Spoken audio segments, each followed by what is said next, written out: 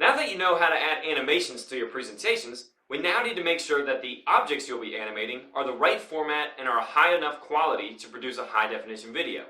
Admittedly, this lecture is going to be a little bit more boring than the others, but you'll have to take my word for it when I say that an improper file format or a poor quality image is the best way to make a shabby video.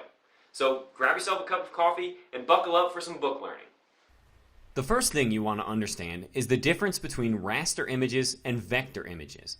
We'll start with raster. Raster images are made of thousands of little dots, called pixels. Being comprised of zillions of little dots allows raster images to hold rich detail, because each little dot can be a different color. Photographs are examples of raster images. Wonderful for rendering rich, full-color images, raster images have some drawbacks when used in videos. First, these images are typically huge files. Bigger files mean slower editing.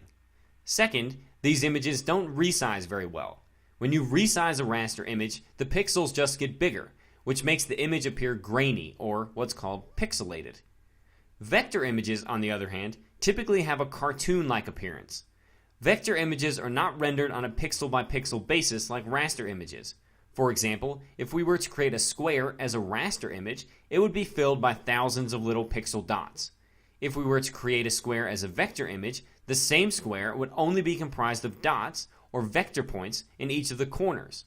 Thus, your computer will essentially be playing connect the dots and filling in what's in between with a solid color, which means you can resize the image without losing much detail, making them great for videos. However, just because an image looks like a cartoon or looks vectorized doesn't mean it's saved with a vector format. Therefore, when we make videos, we want to use vector images whenever possible and be sure to use the correct file format. The file format is indicated by what's called a file name extension, or the bit of text after a file name. File formats include JPEGs, PNGs, GIFs, and the like.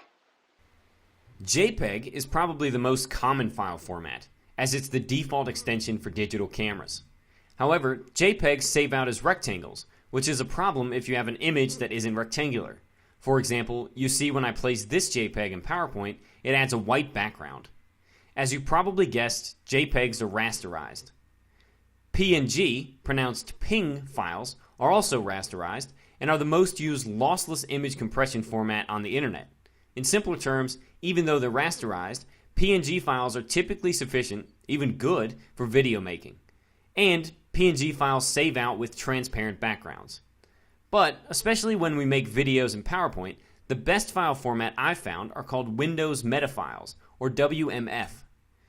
Windows Metafiles are created by Microsoft and have been the native vector format for Microsoft Office since the 90s. Thus, whenever possible, Windows Metafiles are the way to go. But depending on what kind of graphics software you're using will determine what you're capable of creating. If you can't create WMF files, then PNG files exported at over 300 ppi will do the trick. In the next video, we'll head back into PowerPoint with our Windows Metafiles and start timing and testing our animations.